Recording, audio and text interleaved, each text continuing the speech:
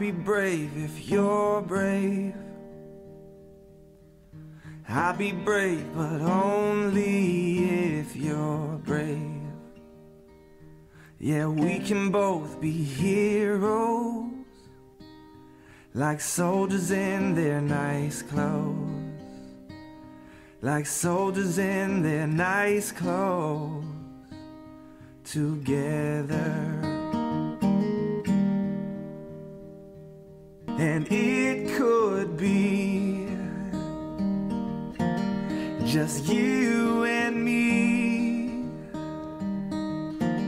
We'll be family. Just wait and see.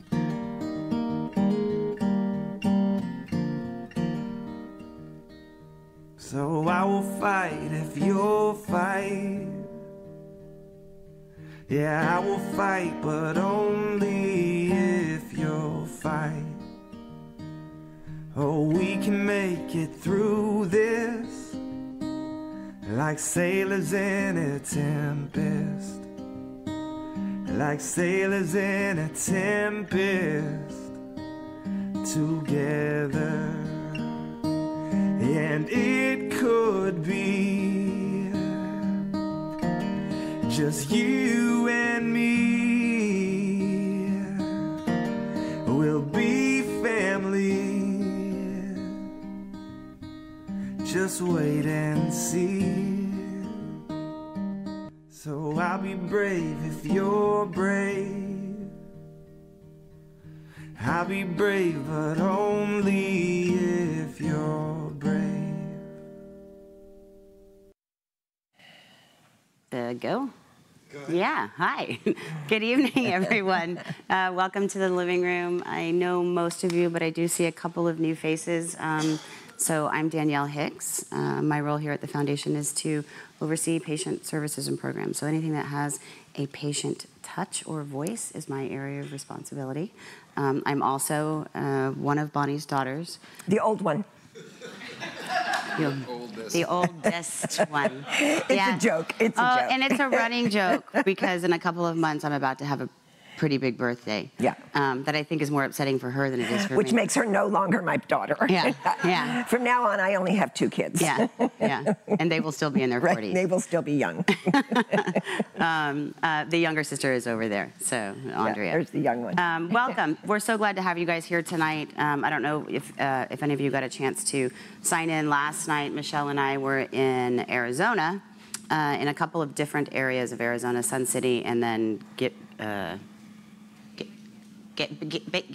Banner, but I don't remember the name of the city. Anyway, Gilbert. About an hour and a half away from one another, bringing this living room to the folks out there. So it was a really great night. We got back this afternoon, and we couldn't be more thrilled than to have Dr. Carbone here to talk with us tonight. And I don't know if you guys saw on the screen earlier or in some of the communications about what we're going to talk about, but we're going to talk about it sounds really amazing. Converting responses to treatment in order to find cures in ways we couldn't before.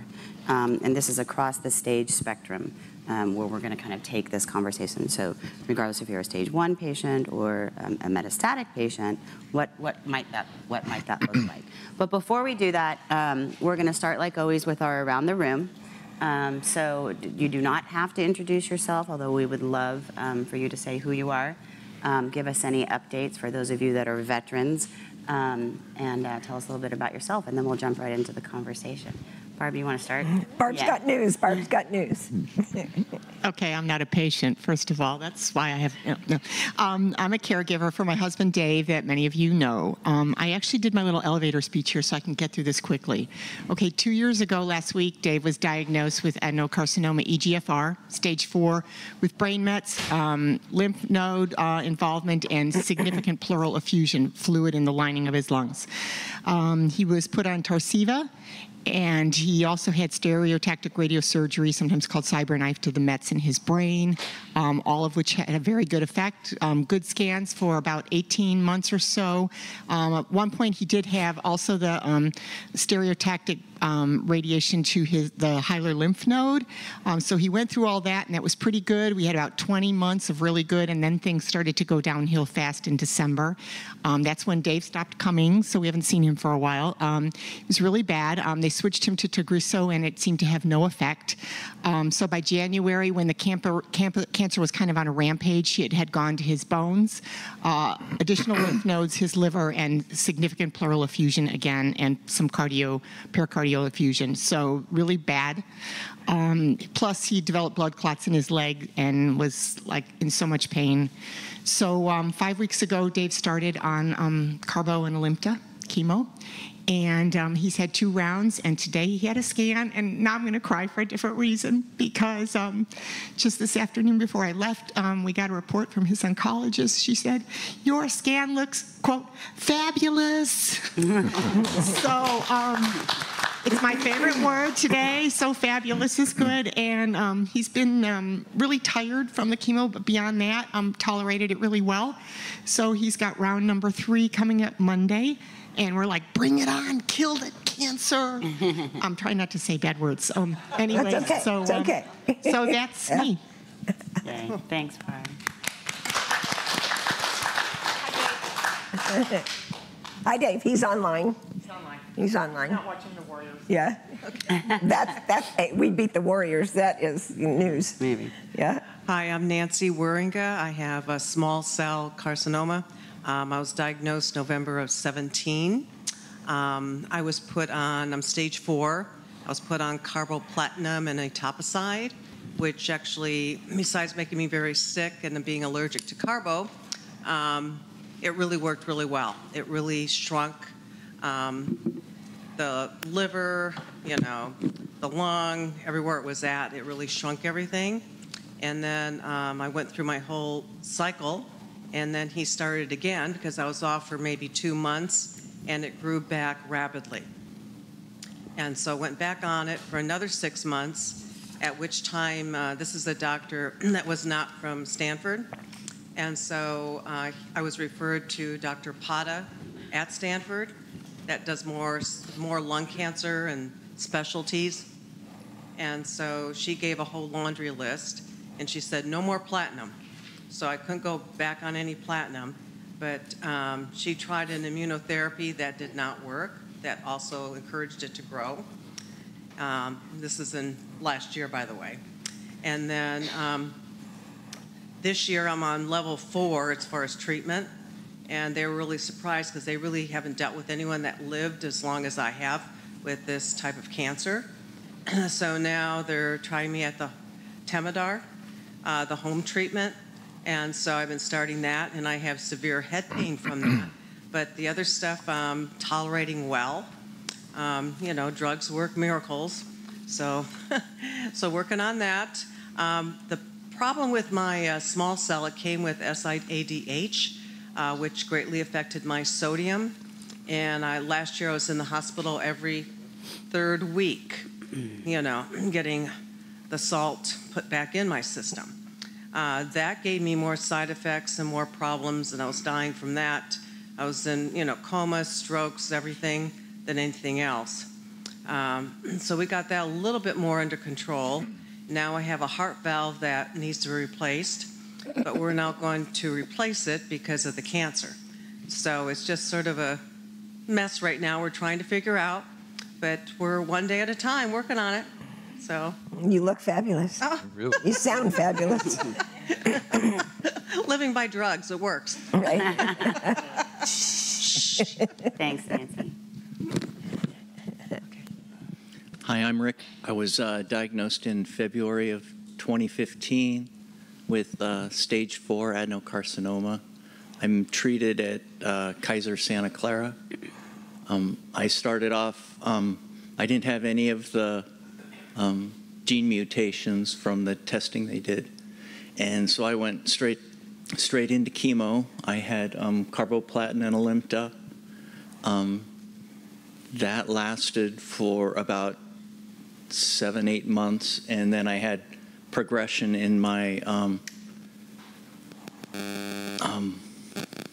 in one of my adrenal glands, and they were able to surgically remove that. I was on chemo for 4 more months until February of 2016, and had with that I had clean scans, and I've been NED for no evidence of disease since that point. So last month was my 3rd year being NED and fourth year from diagnosis. The only complication I really had after chemo was I had a big old DVT blood clot in my left leg that put me out of commission for about a month until they could do some surgery to clean it out. But during the whole thing, I retired, and I'm filling up my days with volunteering and coming to support groups.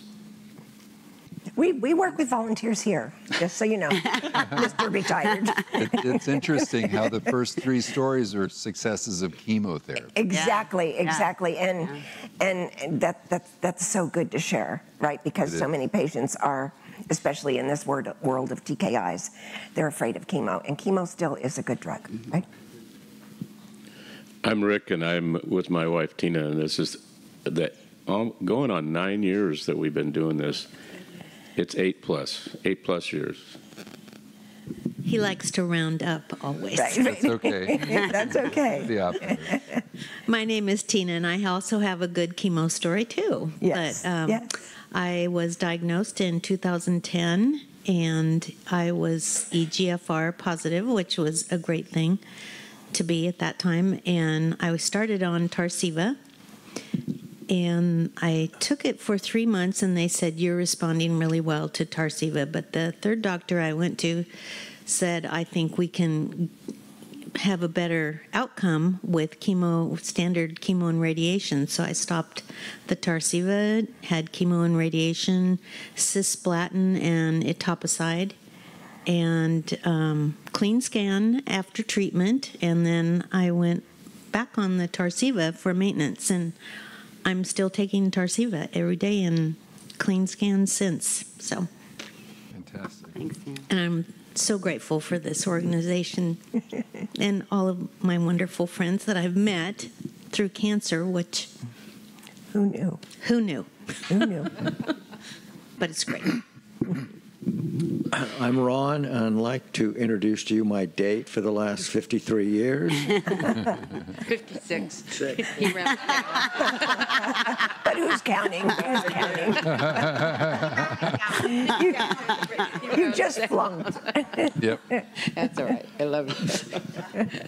I'm Joanne, and I was diagnosed in September of 2016, stage 4, after a year of misdiagnosed coughing with a primary physician and ear, nose, and throat people and allergy people and the whole 9 yards. As Tina said, if there's anything fortunate, I was EGFR positive, exon 19. I was put on Tarceva, which had an immediate effect of shrinking everything beyond normal, according to my oncologists. And I was, that lasted for 2 years. At about the 2-year mark, a blood biopsy research study that I'm in at Natera showed that I had an increase in circulating tumor DNA in my blood. My UCSF oncologist had me do a garden test at that point, and it did show progression to T790M. So that was 7 months ago, and I've been on Tagrisso since then, and everything's fine. And my subsequent blood test in the research shows it's been 0. It went from whatever it was to 0 after 2 months on the Tagrisso, and then at the 6 months mark on the Tagrisso, it's still 0. So I'm very very grateful. Everybody's checking their pockets. Yeah, I was like, Not oh my God, I me. hope it's not me. Right? That would be a first. Thanks, Joanne. And Joanne was actually sat as a patient on our panel at last month's living room here, talking about her involvement in research. Yeah. Well, my name is Jennifer, and I was diagnosed in August, stage 4 with 3 brain tumors.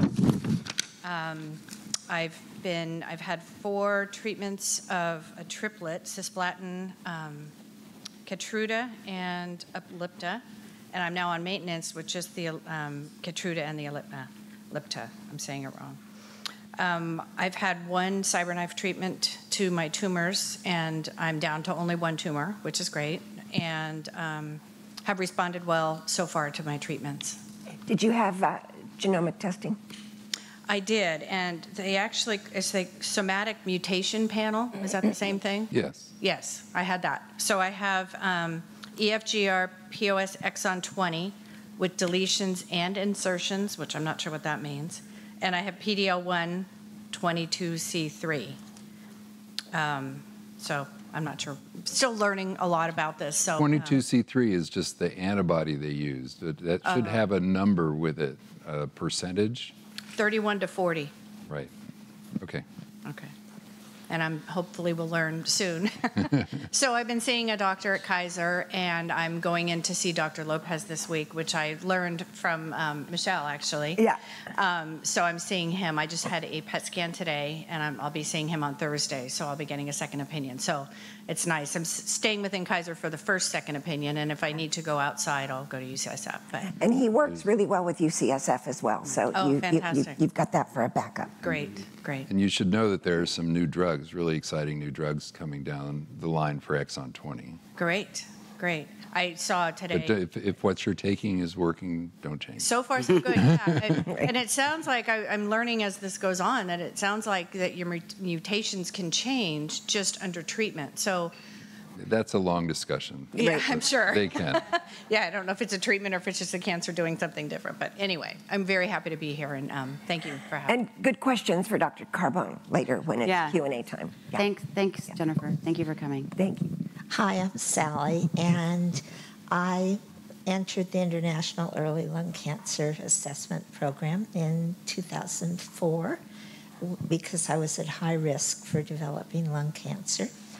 And 5 years later, one of the nodules grew, and I had surgery, had my lower right lobe removed, and it will be 10 years on Sunday.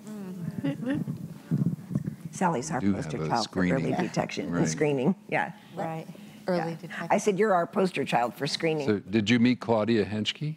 I don't remember who I met. Oh, okay. Yeah. She ran that program. Yeah. Oh, okay. But Sally did some work with some of the folks up at UCSF and Davis and others, right? In this whole early detection and screening space on our behalf. Fall apart. I don't know what Yeah, well. And Claudia Henschke, to Dr. Carbone's comment, was the very first speaker we had when we started the foundation, and we had our first gala at City Hall in San Francisco, and she was there with She us. is ILCAP. Yeah. Right. Hi, I'm Ina, proud wearer of the diamond. And, you know I wear it every day. I know, exactly. That's a good thing. There are That's a a couple good people thing. who might not have heard the story, so just really quick. Real quick, the gala, and it's the most wonderful event. It's Veterans Day weekend in November, always, right? Yeah. And this was a raffle prize, believe it or not. Martini raffle prize. That Dave Carlin actually told my husband, I can't believe you don't have a martini glass for your raffle. And he ran out and bought it like 2 minutes or 3 minutes before they closed the raffle. My God, I love it. Thank you. But the best news is that you left the gala Yes. before they announced the winner. Because we had 4 grandchildren in our house Right. that we're babysitting for, and we left them with the babysitter, obviously. We didn't just leave them. But we had them the whole next day. And it was getting late, and we needed to run home and, have some energy for 4 boys on Sunday. Anyway, I just had my 4-year anniversary, February 26th, of diagnosis, which was an accidental finding. And extremely lucky. I was able to have surgery actually 3 times. That part wasn't so lucky, but I think we got everything. I have a lobe and a half on my left side that's kind of gone. But other than that, I feel really good. And it was stage 1, so I did not need to have continued treatment. So I was extremely lucky. And I don't know, we're going to do like an adjunct group from this wonderful organization about basically early detection and, encourage, I don't know what we're going to do. It's just getting started next month. But certainly, I think if more people had the luck of an accidental finding, which mine was totally accidental, or just, knew if they were susceptible, that they could do something perhaps early, it just does make a huge difference. And I love this organization, and I'm very grateful to everyone here and Sally, who really encouraged me to come. We're going to talk about that a little bit later. Hi, my name is Nicole Stone. First time I've been here, so I'm very excited to be here. It did take months of people telling me all about this organization, and finally today's the day. So here I am. Perfect. I was diagnosed on September 1st with non-small cell stage 4 lung cancer, and it went to my brain, my bones, my liver, and 1 small tumor in my breast. So on October 1st, I had brain surgery and had one of the tumors removed and had CyberKnife treatment after that. And let's see what else. I have been on Tagrisso, so it's, do you say EGFR positive? Is that what you say? Okay. So that's what I have, and Tagrisso is working really great. I also did radiation on my hips in November, and I'm about to go in for radiation on one of the tumors in my lungs on the backside of my lung. So I'm sitting here in pain right now, so if you see me moving around, that's what's going on, is I just can't get comfortable. Let's see what else. Yeah, I don't know. I think that's all. Yeah, well, that is a lot. Okay. And welcome. Welcome. Hi, my name is Wilfred Lee, and this is my wife, Michelle Lee. We actually came from San Diego, but we are very fortunate. We had a friend who referred us about the Lung Cancer Foundation. Okay. And so we are here. You came up just for this meeting? One of the reasons. Okay. We're actually getting treated at Kaiser. Oh, actually, my wife, I should start with her. She's my best friend and love of my life. Unfortunately, earlier this year, she was diagnosed with stage 4A lung adenocarcinoma. Since early February, we've had 2 biopsies, endobronchoscopy guided with ultrasound. But we have not been able to determine her genomic profile, at least for either EGFR or any of the other mutations. 2 liquid biopsy also turned out to be non-informative, at least no mutation, no actionable mutations.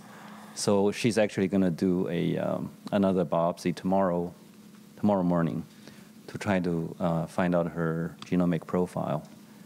I guess I must say we are so happy to be here because it's been very hard looking for someone with stage 4 diagnosis. Oh, come here. Everybody, who has a stage 4 diagnosis? Right, everybody raise your hand if you're stage 4. And right. Yeah, and also really encouraging to hear that, so many successful examples with chemo, because we've been really reluctant to take chemo as a first-line treatment. That's why we're still trying to determine whether we have or she has a targetable mutation. Well, in the I Chinese, love you saying we. Yes, it's great just to hear that, yeah. isn't it? Yeah. But I feel. Yeah. In the Chinese population, about 60% of lung cancers have this EGFR mutation. Correct. So it's definitely worth looking very hard. Yeah. We'll talk to you later about that. Okay. Yeah. You keep that in case you have a question later. Go ahead, Karen. Hi, my name is Karen, and I am an 11-year survivor. I had an accidental finding, completely shocked everybody.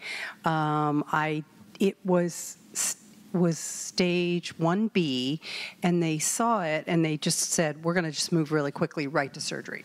And I had the upper left lobe removed. I had the great fortune to have the oncologist, Fred Marcus, that Bonnie also had. That is his pictures up there. Yeah. That man is just unbelievable. So after 2.5 hours of discussion with him, we decided that I would go through chemo then. I had 4 cycles of carboplatinum and gemcitabine. And I've had many scans since, and I'm still clear. And I'm here because this organization is just amazing. There's just nothing like it. And I want to do all I can to support it. Very quickly, I'm Kazel, and I am Dr. Carbone's date for the night. Or for life. And the last couple decades as well.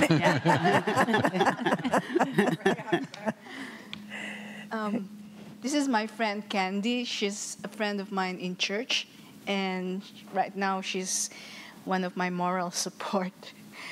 Anyway, my name is Evangeline, and I was diagnosed. It's been a 2-year journey for me. I was diagnosed officially March 13 of 2017. So I'm blessed that God has extended my life. I was diagnosed with stage 4 non-small cell lung cancer adenocarcinoma. And the last 18 months, August of last year, I was dormant until December of last year. I had a CAT scan and MRI. The tumor on my brain has increased in size, as well as the tumor on my upper left lobe of the lung has increased. So my oncologist ordered a T7090 mutation, but it didn't pass the EGFR mutation.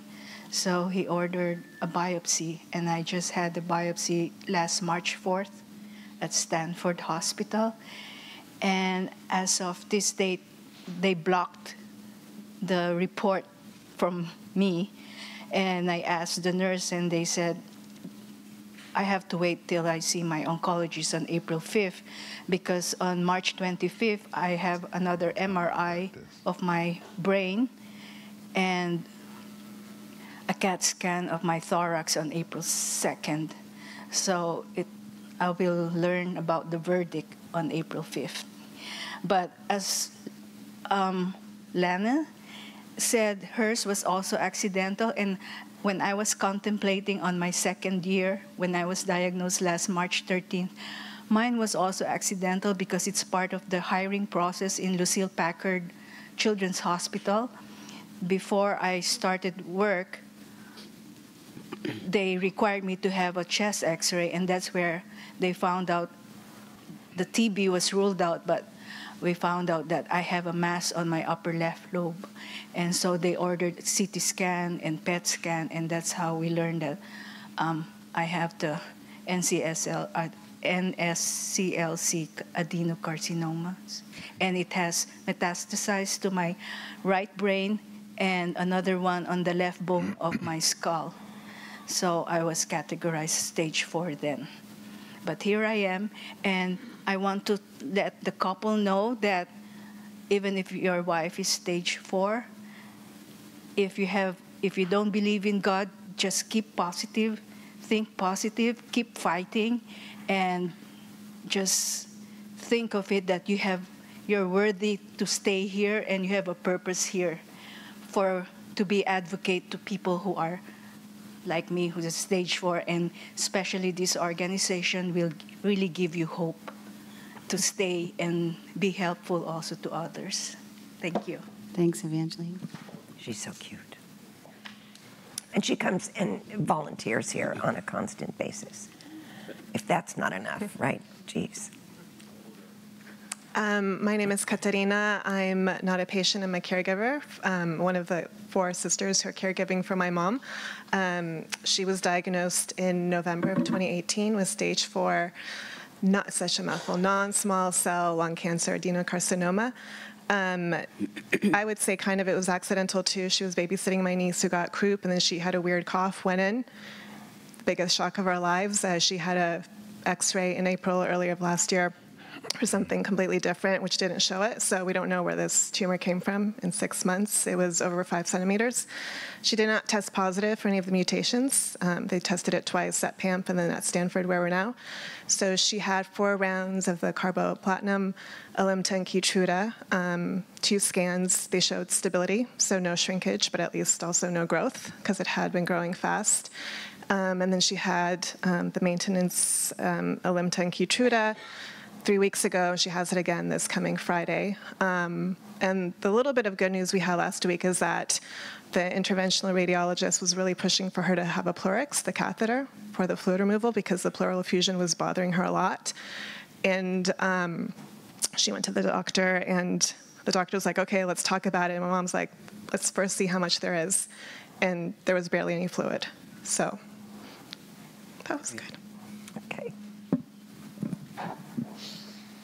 Do you want to talk? Okay. I'm a caregiver for Solna. She has a pure GGO, accidentally detected in 2012. It was about 9 millimeters, and her last scan it was 19 millimeter, so it's growing very slowly. There's no solid component, so we're just monitoring it now and praying a lot. So GGO means ground glass opacity, which is the way it looks on a scan. Yeah, it's ground glass opacity, so that's what it looks like on the X-ray. So there's no solid component, it just looks like a little bit of cotton. So it's really hard to detect, and they were unable to detect it until they started doing really high-resolution scans with the CTs. So it does not show up on just a regular X-ray. X-ray. That's scary. Hi, my name's Wayne. This is my wife, Rebecca. She was diagnosed with adenocarcinoma in November of 2017, originally diagnosed stage 3B, but she's metastatic now. She went through the Pacific trial protocol, went through chemoradiation, and then went on durvalumab.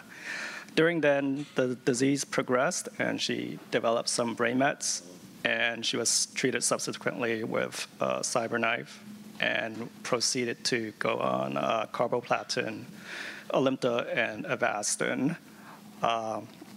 She's currently just finished her 6th cycle of maintenance and 11th overall if you include the 5 cycles of carbo. And her oncologist back at the end of January also said her scans were fantastic. The brain mets have shrunken and they don't seem active, and everything's stable. And we went for a scan last week, and they said that things are growing like by a millimeter or so, so they still consider it stable. So we'll take that for now and continue to monitor. And I noticed that, just to let people know, when she had KRAS, which hadn't had a lot of targeted treatment at the time that she was diagnosed, there were no trials or nothing targeted. And when we were looking for clinical trials, we found like 2 or 3 that have popped up since then. So there's a lot going on there, and we're really hopeful. But we're also hopeful not to do any of that for a while. So we're going to stay wherever we are. That's it. My name is Fred Palmer, and I was diagnosed with non-small cell lung cancer in October of 2013, and I'm currently on immunotherapy. 2013. Thanks, Fred. Yeah. Very succinct, Fred. I'll be verbose. My name is Ron Fong. I'm my wife, Joan, was diagnosed with non-small cell lung cancer, adenocarcinoma stage 4 EGFR. So she was a mutant, exon 19. We went through 15 different lines of treatment. 3 of them were phase 1 clinical trials, and she did good. We had 45 months, a very good run. And so if you're a caregiver, you're the advocate for your wife. No one else can be a better caregiver than you for your wife. So this is your post-college doctorate program. You're going to learn a lot, and it's an evolving program, and I encourage you to stay on top of it, ask questions, learn, because you're your best advocate for her. The doctors care, but they don't care like you do. Joan was discovered by accident. And so as an advocate who continues in this space, we really need to find a reliable, affordable, early detection method. And so I encourage us to keep pushing the envelope for that. Thanks, Ron. Yep. Yeah, looks like I have to get educated very quickly. This is my first time here. My mother-in-law was diagnosed with lung cancer. Oh, sorry. My name is Nitin Patkar. And my mother-in-law was diagnosed with lung cancer about 6 months ago. And then 2 months ago, my wife, Amita, was diagnosed also with lung cancer. So we as a family are kind of trying to wrap our heads around this. My wife was diagnosed with non-small cell cancer, and I guess they found a mutation called ALK. The cancer has spread to her brain. She was initially treated with, I believe, the same 3 drugs that a number of people have talked about with chemo. And then that was, once they discovered the mutation, they started her on alectinib. She was on it for about 3 weeks, and unfortunately, she developed fairly serious side effects to the drug, mainly liver issues. And so they took her off it. She's been off it for about 2 weeks now. And just today, she was put on brigatinib, which is, I guess, a new drug and we'll see how that goes. I have to thank my daughter, Neha, who's the one who actually discovered this organization. She's been trying to do, she's going to be running in the run up in Sacramento. And she's trying to do what she can. She's a senior, and she would have loved to run in San Francisco run, but she'll be off to college this one, so she decided Sacramento was the one she was going to do. So I'm really here to listen, learn, and possibly help. So see how things go. Thank you. Thank you for coming. Hi, my name is Renata. I'm with American for Cures and CCSF. I'm an SERM intern working in a lab on stem cell research, and thank you for having me here. Thank you for coming. Hi, my name is Wes Kidder. I'm here for support this evening, but know the impact that this organization has as a health professional, actually as an oncologist and myself, although I specialize in colon and rectal cancers. I know the impact that this group has on lung cancer patients, and one of my friend's fathers, I think, is watching from home tonight. He regularly attends Larry Gershon, so he's okay, of course. He's had a stage 4 diagnosis for, I think, going on 6 years. Yeah. So I think he's watching from home this evening. So I know on both a professional and personal level what an amazing organization this is. So thank you for all that you do. Thanks for coming. Thank you. I'm Jason Rand. This is my first time coming here. I lost my mom in May. And so I'm trying to do something positive about it. And I'm a big-time runner, and I have applied to the New York Marathon for the past 7 years in the lottery that they have, and I've never gotten in. So this year I've decided to fundraise for this organization. And I felt really alone when my mom was sick, even though my dad and my sister were good support networks. So I'm glad that this organization exists. Thank you. Hi, everyone. My name is Ke. So this is my first event. This is my first time attending here and my second time attending such events. And thanks, Evangelina, who's sitting there, trying to bring me here. So I am a caregiver. I am here for my mom, who was diagnosed to have a stage 2B lung cancer, non-small cell lung cancer. She had the surgery and then had 4 rounds of chemotherapy afterwards. But then after that, her blood marker still rises every month for 4 months, and then we found a tumor in the area next to the lung after the PET CT scan. So then we had a cyber knife toward the 2 lymph nodes that is positive in PET CT scan. And then after that, this has been the 9th month after that. So she's still okay. She just had her check last week, and it was fun. So we were so happy. I might be a bit special because my mom is having her treatment in Shanghai in China, and while I am work here at Stanford, so I am kind of alone and anxious by myself. So that's why I feel extremely good coming over to see everyone here. It's like extended big family here. It's good to see everyone's doing good. Thank you.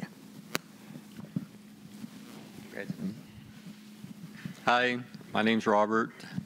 I was diagnosed with stage 4 lung cancer in May of 2014. So I have my 5-year anniversary coming up in a few months. It has metastasized to my bones. And I'm also looking for feedback. One of the treatments that we're considering is microwave radio frequencies to try to cook tumor.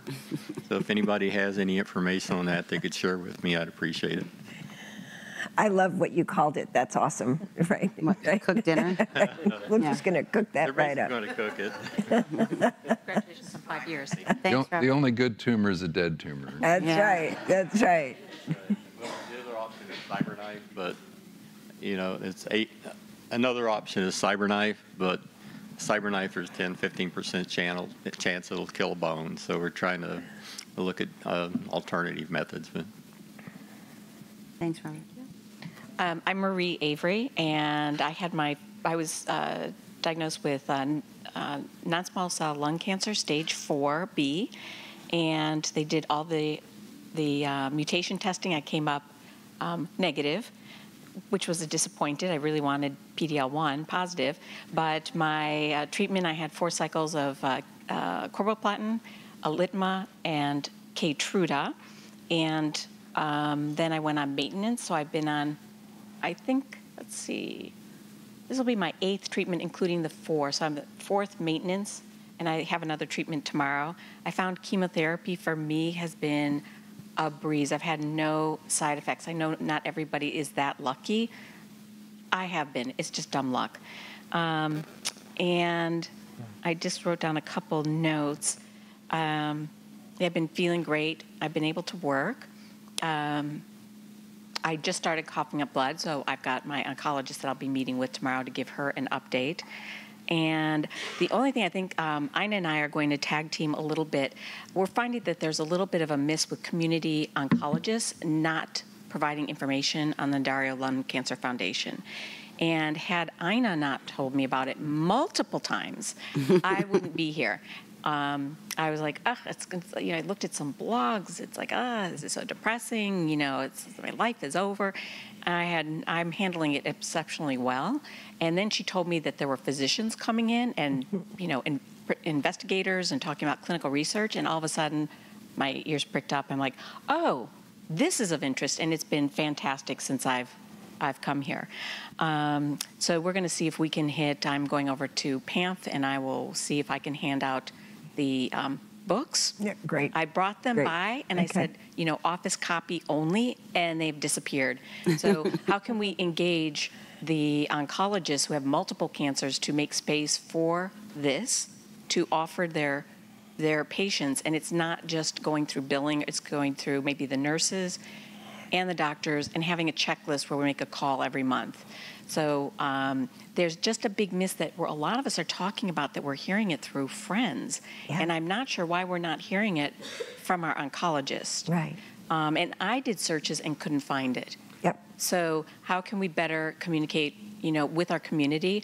I find it to be exceptional when people talk about their staging, mutations, the drugs, relapse, progressions, all those things, because they're going to be part of our life.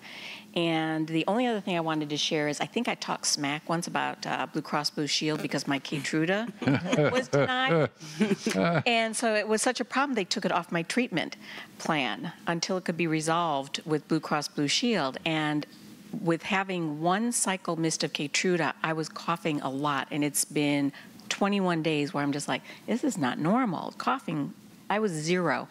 Well, the nurse case manager at my company that works with Blue Cross Blue Shield was very concerned when I talked with her that I was coughing more, and she kept escalating it. But the ball was actually dropped in billing at PAMF. So what I want to just check in with people, and I am going to do kind of a decision tree for billing, which probably is not a well-paying job. It's a professional position, but probably not well-paying. I don't know if there's turnover. But the misses they made were just kind of consistent, like, how do you make an appeal? You call this number. Next, you have the doctor send some information, you do a cover letter. Then you follow up, you ask for a peer-to-peer. Just like that, it could have been resolved. So I got denied on my 4th cycle, and by the 7th or 8th, they removed Keytruda, and and PAMF was going to remove it again because they didn't want to have a patient saying, hey, I didn't want any treatment that's not covered. So I actually had to jump through hoops to get it added on a day before my treatment. So again, keep on top of, you will get rejected. If you are on Keytruda and you are don't have any strong mutations, there is FDA approval for it, fast track, first line standard of care. It will get denied, and that is standard, and work with your billing department. And if you're lucky enough to be at a company that has a case manager with your insurance company, they actually are an excellent advocate. And my case manager got it done and bypassed that they didn't do the call properly, didn't submit the online form, sent in the doctor's letter, but without a cover sheet so no one knew what it was for, and didn't want to do a peer-to-peer unless they talk with the doctor. So just want to give you all a heads up, and people outside, how to prepare to make sure that your Keytruda, if you are on that for an indication that's still new, that you're taking care of properly. You know, treating lung cancer and eventually curing it, because obviously that's our goal here, is top down, bottom up. No one can fix this unless patients get involved and share information. Exactly. Just like you did. Yeah. And again, Blue Cross Blue Shield did terrific. So now great. Just educating, maybe maybe Stanford is right on this. And I've checked with one person here that I know, Kat, and just said, heads up, I just got denied. I'm having problems. Make sure you check with your mom to make sure, and we'll share our learnings. Yep. But again, I'm also seeing there's a miss in some of the community, and PAMF is a high-end community medical center, and how we can get them engaged, you know, with the new studies and approvals, and to make sure that it's paid for. Yep. Thanks, Marie. Thank you. That's awesome. Let me just add to that a brief experience I had. I have recently gone several rounds with AstraZeneca over the price of Tagrisso, because Medicare doesn't, it's part of Medicare, but not, there's still a substantial patient payment. And after, I'll say 4 rounds of their figures and my figures and et cetera, I won. And they're supporting it. Good for you. But it took a lot of time and energy on my part to stick with it. Yeah, absolutely. Also great information. And you have to talk to people don't know people, that don't pharmaceutical stop at the companies first do line help. at the call center. And just one more real quick, because I know we have a guest we want to have talk, but you know, Dave's chemo was not approved, and like we needed to move fast because his cancer was literally on a rampage, as you know. And they said, well, it's going to be 2 to 3 business weeks before it gets approved. I said, not okay. Bonnie says we need to start tomorrow. Right. And I said, so I want it. They said, well, this was like a Thursday, and they said, well, we don't have an opening till Monday. I said, then book it. They said, well, you're going to have to sign that you'll pay for it if it won't. I said, then. Well, they said, well, we really don't recommend you do that. I said, book it. And guess what? By the time we got in on Monday, they had got it approved. Mm-hmm. So I actually think that whole billing thing, sometimes you need to force their hand. Yeah, and you do. Do it. Fight, fight, fight. You are your own best advocate. Yep, exactly, exactly. That's true. Thank you all once again for sharing all of your stories. Michelle, does anybody online want to say hi, or they're just all hanging out? Well, they say happy anniversary. and a lot of people online. Okay, good. Okay, so great, just great. the happy anniversary thing, I'm sure some of you may have seen it in some of our external communications, but on St. Patrick's Day, this lovely here celebrated her 15th year cancer-free. Yeah.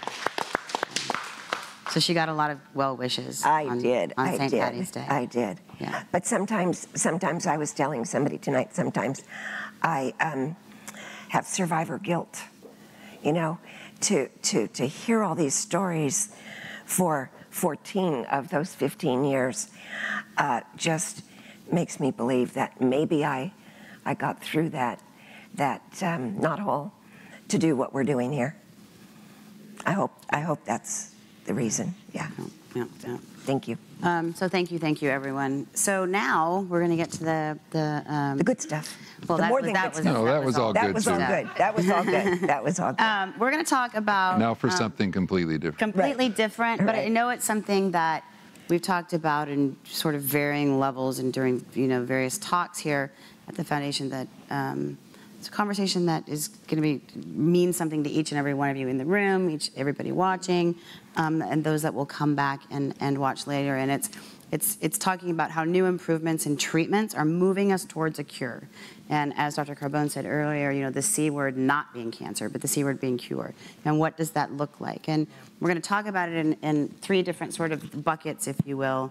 In the early diagnosis space, in the locally advanced space, and then in the metastatic space. So with that, I'm going to turn it over to Dr. Carbone. But before he starts talking about what this looks like in each of these buckets, tell us who you are and why you're here and why lung cancer matters to you. Well, I'm the director of the thoracic oncology program at Ohio State University. And I have had a lifelong specific interest in lung cancer and lung cancer research, and have seen tremendous advances in the way we manage this disease in the last 30 years. And I'm very happy to be involved with organizations like the Dario Foundation that's doing great work in empowering patients and informing them on the latest treatments. Also, the last president of the International Association for the Study of Lung Cancer, and he's really being modest about all of the things that he has accomplished. So, I mean, we could spend the hour talking about his accomplishments, but after you hear him talk, you'll get it. He's the real deal. Well, so what Bonnie and I talked about, what we should focus on at this meeting tonight, and I said, well, after a little bit of back and forth, I said, well, why don't we talk about curing lung cancer? And people talk about treating lung cancer, but why don't we talk about progress that's being made toward curing lung cancer and research that's going on toward that goal? Because we've made a lot of progress, but there's a lot of room for improvement. There's a great painting on the wall of our cancer center. And it was, I want to just tell you quickly the story of that painting. So I had a young woman, never smoker, very healthy, always took care of herself, and she was diagnosed with metastatic lung cancer at age 52, something like that. And we found that her tumor had an EGFR mutation, an exon 19, and we started her on EGFR-targeted therapy, and she, after a couple of rounds of that, we got a scan, and the scan was read as no evidence of disease. It had completely disappeared. So it turns out she runs an art gallery, not an art gallery, an art studio where they paint. And one of the people at her studio was a famous painter, and she painted this, she texted this artist named Paul Hamilton. Things were looking really gray, but now all I see is blue, beautiful skies ahead. Did you see this paint? It probably wasn't. You didn't come. No. It was before you. Yeah, it was. Anyway. Yeah, it was before. So, yeah. so he was inspired by that statement just to paint this 40-foot painting and donated it to the Cancer Center. And it's hanging on the ground floor of our billion-dollar cancer center. And it's a beautiful pastoral scene, but it's pixelated, if you know what pixelation means. And there's like missing panels. And I love that impression, that really tells us, first of all, it's a positive message about lung cancer on the ground floor of a major cancer hospital. It's a beautiful scene showing that we've made a lot of progress in lung cancer, but it's missing pieces. And those pieces are, imply that we've made progress, but we need to do better, and there's things that we need to improve. So I like that message, and that's kind of the theme of what I'd like to touch on today. So, and please interrupt or ask questions as I go along, because I'm going to ramble about a few different things, but there's a lot of specific information that I'm not going to say explicitly unless someone asks. So I like to divide lung cancer into really 3 buckets. There's the surgically resectable bucket, if you find your tumor when it can be taken out surgically. And then there's another bucket called locally advanced, where it's in one place in your body, but it's not possible to take it out. And then the third one is when it's metastatic and when it's spread to different parts of your body. And we have made amazing progress in all 3 buckets. We're going to start with the surgical thing. Still today, the best way to cure lung cancer is to cut it out, if you can do that. I mean, the surgical cure for lung cancer is about 50%, which honestly is better than any other modality at the current time. And you can't cut it out if it's spread or if it's advanced. And so we heard several stories about accidentally discovered lung cancer, and then they took it out and you're fine 10 years later. And if you hadn't fallen in the parking lot or had got a car accident and got that scan. Well, now there's 2 big randomized studies that show an improvement in lung cancer death rate by doing CT screening in high-risk individuals. And the older study, about 10 or 12 years old now, showed a 20% reduction in the deaths from lung cancer just by doing the scans. The newer study just was presented at a meeting recently, showed a 26% reduction in death in men and a 50% reduction in death in women from lung cancer. There's nothing you can do that's simpler than a 15-second helical CT scan. Yet, how many people in the United States do you think, and this is in the US, I'm not talking about in the Congo, right? In the US, what fraction of people eligible for CT screening get screening? Anybody take a guess? Take a guess. 5%. Yeah, it varies, but it's something around 2%. 2%. What fraction of women get mammograms? 80%. What's going on there?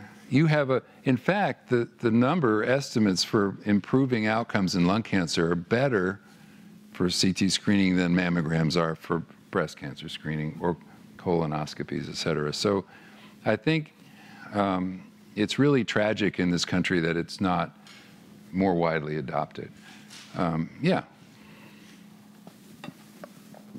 From my own experience, and which I was found earlier, as I said before, a lot of internists or primary care doctors don't want you to have it because you're exposing yourself to radiation. Exactly. So I think our main thing is to educate these doctors that even if you're not at risk that much, so you have 1 or whatever, but if you are at risk, that I had that example when they didn't think they had the funding to go on with that study, and I was told if I wanted to, I could pay for it myself at what insurance would pay. And I went, but I had to get a written note from my doctor. And I went to him and, oh no, I'm not going to let you get exposed to more. Exactly. And then I went back to him and I said, look, I'm willing to chance that. My mother was found early and had 3 times it came back, but 2 times it came back. And she lived 22 years. I said, if I can do that, and then he changed his mind, and then they found more funding, so I didn't have to do it. But I just think that this is where we need to be grassroots, is to educate exactly the doctors. And that's a major role for advocacy organizations to promote this. I went to a lecture at my university given by the head of the family practice clinics at my university. And she was talking about all their new computerized reminders and things that they have for doctors, and how cancer screening is now automated, and that a little pop-up comes on their screens reminding them to do cancer screening. And she showed, how we're now, our rates for breast cancer and colon cancer and cervical cancer and prostate cancer screening are improved. And I was just waiting for her to say lung cancer. This was just a few months ago. Mm-hmm. Never once in the whole hour did she mention lung cancer. So guess whose hand went up right at the end of the lecture? And she had absolutely no response to why that they weren't incorporating lung cancer screening in that paradigm. So you're absolutely right. And the technology today is much improved. So the radiation dose, in a high-risk person, the risk of the radiation is far less than the risk of not doing it. In fact, in all of these studies, the all-cause mortality was reduced as well. So it wasn't just you're reducing lung cancer deaths, but you're causing leukemia or something from the radiation. But all-cause mortality was decreased. So anyway, I don't want to spend a lot of time on this, but it really is an important issue in keeping people from metastatic disease. So the second thing I wanted to talk about for the early stage disease is the advances in surgery. Surgery, even in the United States, is not the same at different places. There are now board-certified thoracic surgeons who are specifically trained to operate on the lung, but most thoracic surgery being done in the country is being done by general surgeons. They do, heart bypass one day and then lung surgery the next. And it's been shown that the outcomes are better with trained thoracic surgeons, and they are able to do the excellent surgery without removing your entire lung, for example. They can do specific operations. And now they're doing the operations what's called minimally invasively. Years ago, people used to have foot-long scars and spend 2 weeks in the hospital. Now, literally, they do it robotically, and you come out in 2 days with a couple of Band-Aids on your side. It's just really remarkable. The recovery is much faster. The quality of surgery is better if it's done by someone who's trained. So if anybody you know is getting thoracic surgery done, make sure that it's done by a board-certified thoracic surgeon at a major place. And we have advances in radiation therapy for early-stage lung cancer, where we can just do very tight field radiation and not do surgery at all in people who are too ill to have thoracic surgery, where in the old days they'd do palliative radiation and it would never kill the tumor. Now with new techniques, they can actually cure people with just the stereotactic radiation. Any other questions on early stage disease? Yeah. You mentioned screening of screening eligible people. What is screening eligible? Well, right now the definition of it is that insurance will pay for it, but it's basically the criteria for entry into the clinical trials that showed improved survival. And that typically is 30-pack year smoking history, you have quit less than 15 years ago, between the age of 50 and 80. And in that population, actually, the prevalence of lung cancer, if you just take 100 people with those characteristics, 1 or 2% of them will have lung cancer and not know about it. It's very high prevalence. So a huge issue is trying to figure out how to diagnose lung cancers that happen in other people, even never smokers. And that's an area of active research that is a very important area, but we could make a huge dent in lung cancer outcomes. In the latest study, they looked at the data from the period before the screening and period after the screening. And before screening, 70% of people were diagnosed with metastatic lung cancer, 10% was stage 1. After the screening, or in the screening study, 70% were diagnosed as stage 1, 10% as stage 4. I think currently right now, and I'm repeating myself if you guys watched the living room last night, but in the US alone, there was somewhere between, it depends on what data you're looking at, 9 and 10 million people that qualify for this screening. And it also are does not using it. Yeah. It also does include a familial presence of lung cancer, right? It should, but often it doesn't. Right. So that's a long discussion, yeah, but we exactly. really need to better define those populations. Maybe the last thing I'll talk about is we're doing some clinical trials now combining immunotherapy and targeted therapies with surgery. Right now, the surgery followed by chemo or radiation is the standard of care, but I'm running a national study right now with immunotherapy. You're giving 2 cycles of immunotherapy before surgery. And in 10% of the cases, they're taking out the tumor, and there's no tumor there. After just 2 doses of immunotherapy, they've completely eradicated all sign of the cancer in these patients. So I think that in the future, we'll see a routine application of immunotherapy, at least, to early stage lung cancer. And by eradication of the tumor, do you mean like total cell death? Totally gone, no evidence of cancer in the surgical sample. And that's, I think, remarkable. Even today, even in an early stage lung cancer, if you take it out and the surgeon says he got it all, you've got about a 50-50 chance that it'll come back and you'll die from it anyway. Yeah. So what are the pros and cons of doing that treatment before surgery versus after surgery? It's not really known which is better, but we decided to do it before so that we could do biopsies and study the samples before and after and try to figure out why some people respond and why other people don't respond. But it's possible that before is better than after. We just don't know that. But I think that is in the future of treatment for early stage. The other thing is it's not known whether using the kinase inhibitors for the driver mutations is a good thing to do with surgery. And there are research studies on that too. Oh, yeah. Sorry. Kind of related to what was asked was, are there any genetic components that have been established for lung cancer? I mean, the reason we wonder is because her mother-in-law has cancer and our mother does.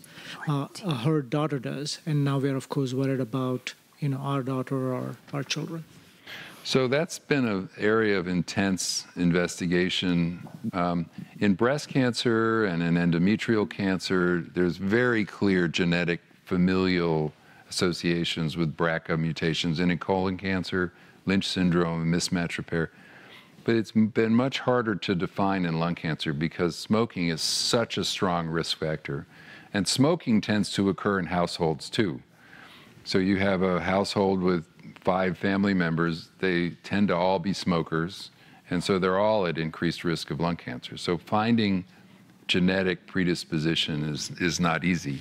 Though the Alchemy did recently do a clinical trial, and I identified a particular gene mutation actually in EGFR that is associated with increased risk of lung cancer. That would come out in the genetic analysis of the tumor. But I do think that there's likely to be some genetic predisposition, but often it's hard to find. So I have a question. I did do the genetic testing, and I did find that one of my parents was a carrier, and that I need Of what? Of lung cancer. Okay, did they? So I'm not able to really tell you what I was told, but I do know that I now need to worry about my children and getting them tested. Oh, you were told that? Yes, I was told that I will need to. Just because your parents had it, or because they found something in your genetics? But they found it. They found it. Well, yeah, again, I really can't But tell. have you spoken to a formal genetic counselor? Yes. Yes, I have, and I was supposed to do a follow-up appointment in January, but we went to Hawaii instead. So I need to. You have your priorities straight. Right. So I do need to book that appointment, but he did tell me that I should ask my sister and my brother if they want to come in, because I have a half brother, and then we'd figure out which side of the family it was on. It would be very interesting to figure out what. And you know, Dr. Carbone is also the chair of our Alchemy Foundation, the Adario Lung Cancer Medical Institute. And we're working with an entity in Dana-Farber that's running a genetic study. It's called Inherit. Okay. And I think we would love to talk to you. Well, it would be very interesting to see the details of the genetics. Yeah. Okay. Yes. But if they if you had a genetic counselor tell you that you should have your family checked, then you should do it after Hawaii's fine. Yeah. Well, I have one graduating, and we had a lot going on that we decided to wait a little. Because I did find one of my patients in my clinic had this EGFR mutation and inherited. Let me just maybe back up a second and talk about gene mutations in lung cancer. You hear about these gene mutations. 99.9% of the gene mutations we talk about are what's called somatic mutations. In other words, they aren't in every cell in your body. They happen in the cancer and make the cancer grow. So you cannot pass them down to your children. But there are a few that you can. Those are called germline mutations. And you can have germline mutations in P53 and PALB2 and BRCA2, BRCA1, multiple different genes. But I did find a patient that had a T790M in her, and she was a lung cancer patient, but I could tell it was in her germline, and so we tested her family, and she had a sister, I think it was, who had was positive, and then had a scan, and they found a lung tumor that they took out. It was her daughter. Her daughter. Her daughter? Her daughter. Mm-hmm. And we sent her to a geneticist, and then the next step was a CT scan, and she had several tumors on her lungs. So she had no idea were there. And so she was diagnosed with lung cancer in situ. So, in other words, it's right. So I think science is really dramatically improving the management of this disease. So let's move on to locally advanced disease. This is where it can't be removed surgically, and that's called stage 3 typically. It's driving me crazy. And we heard someone over here talking about starting EGFR therapy and then being said, well, maybe you should do the chemoradiation. So the standard of care for stage 3 is chemoradiation. And that is a curative intent therapy. EGFR kinase inhibitor treatment generally is not curative. It suppresses the disease for a period of time. So your doctor was very insightful that if you could get the chemo and radiation, you should definitely get the chemo and radiation. But the fact was, up until a few months ago, they were using the same chemo and radiation when I was a fellow as they were today. And they were having 20% cure rates. But there was a very recent trial, we heard it mentioned somewhere, Pacific trial, that maybe I forget who mentioned it, right? Which is the first study in decades that actually showed improved survival in that population with the addition of durvalumab and immunotherapy. And that immunotherapy doubled the percent of people that were alive and progression-free at the end of the study. Really a very significant advance in the treatment of these patients. And I'm hoping that that'll translate into people who are cured with stage 3. And the people that are afraid to have chemo, because I've watched all the same movies you've watched on TV, you know, that make chemo look like, you know, a terrible. Durvalumab is an immunotherapy, but you are definitely, we heard several examples of people who take chemo and they look great. And so if your doctor has considered all the options and he says your best option is chemo, even though you've had a great run for several years with a pill, it's definitely worth trying the chemo. And I think it's important to have that conversation, what your concerns are with your physicians, because we've talked about this before. Everybody's worried about the side effects, but the drugs that they have to counteract those side effects are better, and the drugs are better today. And I can speak from experience too. I'm a guilty cancer survivor as well, 19 years now. And I've had chemo, I've had part of my lung taken out, I've had radiation therapy, I've had all the same kinds of things that a lot of you have been through. And I understand chemo, we say it can be tolerable, but it, you know, it is strong medicine, and everybody responds differently. Absolutely. Absolutely. So anyway, that's a side note. So let's talk about metastatic disease, which is actually the way most people today are diagnosed, unfortunately. And many of the people in this room, though I was actually surprised, there were quite a few stage 3s and 1s and 2s that I heard. When I used to meet a new patient with a diagnosis of metastatic lung cancer, on my very first visit, you know, they often had the deer in the headlights look, and they just you weren't really processing everything. The day before, they were most concerned about what to make for dinner, and then today they're being told they have stage 4, and they look it up on the internet, and there's 4 to 6 month median survival.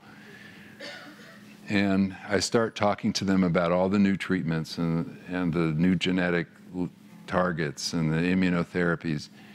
Actually, back then, years ago, on that very first visit, I try to be very honest with my patients, and I used to tell them, metastatic lung cancer is treatable, but incurable. And I said, we can prolong your life, but it will come back. Now, with the new advances in treatment, I don't say that anymore. And let me just give you an example. So, with the new treatments of immunotherapy, there was a study called Keynote-10, which was one of the first trials of pembrolizumab. You dropped something back there? It's important. It's one of the first trials of pembrolizumab. And the way the trial was written, they almost didn't expect anybody to live 2 years. And so they just said, we'll stop after 2 years. Turned out, a reasonable fraction of the patients, in fact, in that study, I think it was 79 patients, reached the end of their 2 years of treatment.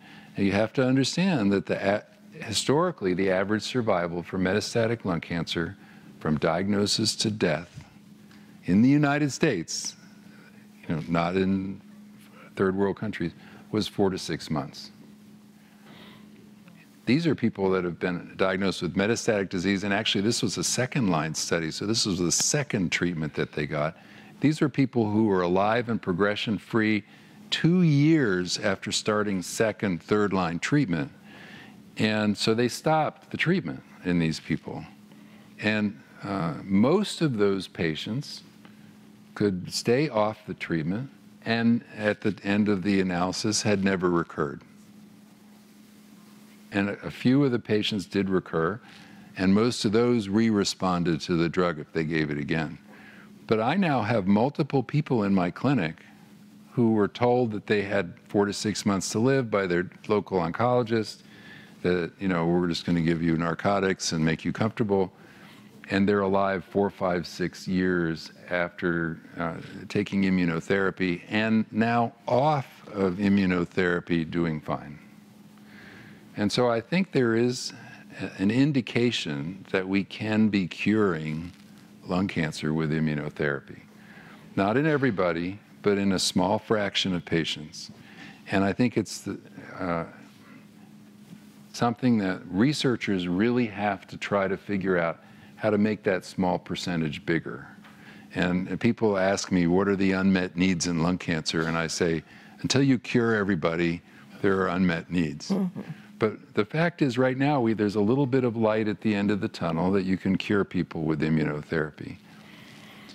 Now, does it matter which type of immunotherapy? Like, how do you as a physician determine which drug you're going to give the patient? Well, that's part of the problem is none of these drugs have really been compared head to head.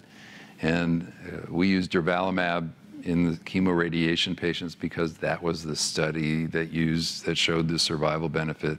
We used pembrolizumab with chemotherapy because that was what was used in Keynote 189, which is a study that showed better outcomes. So really, we're just learning how to use these drugs, which ones are best in what setting. With small cell lung cancer, it's atezolizumab and chemotherapy that showed the benefit. And so we don't really know which is the best one.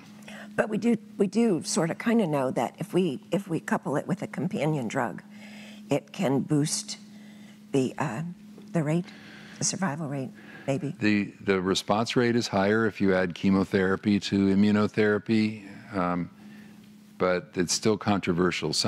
I have many people who've been on immunotherapy alone and done dramatically shrank their tumors and now are off therapy. And the Keynote 10 study I was talking about was just immunotherapy alone. Yeah.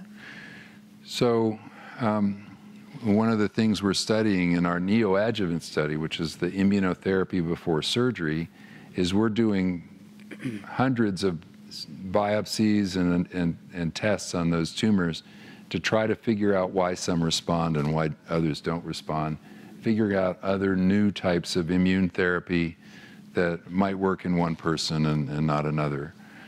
So there's a lot of active research in that area. But I wanted to talk a little bit about what's called the driver mutant therapy, targeted therapy, and that's the EGFR and the ALK and the ROS and RET and TRAC and those kinds of things. Those therapies work great, but also today really aren't curing people.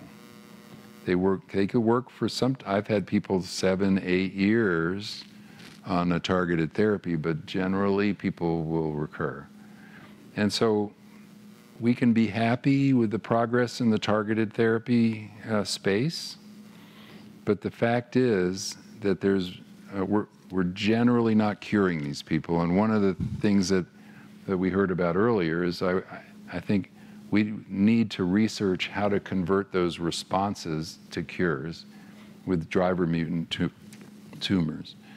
Unfortunately, EGFR, ALK mutant tumors tend not to respond to immunotherapy. So that's probably not the answer to the EGFR, ALK mutant tumors. We have research in my own lab that looks at why we're not killing off all the cancer with these targeted therapies. So, like my patient I told you with that painting, the Blue Beautiful Skies painting, people have dramatic responses. The tumor can even go away completely on scans in just a few weeks. But there's always a little kernel of cells, some few cells left that aren't killed off by that drug that end up growing back out. And we have an active research on trying to figure out why those cells didn't get killed. And so what we talked about a little earlier was the paradigm of other diseases that we are effectively controlling by combinations of therapy. So in the early days of, say, leukemia or lymphoma therapy, they were giving single drugs to patients. They were getting great responses, but it always grew back. Then they figured out combinations of treatments to give right up front to a patient, and they cured people.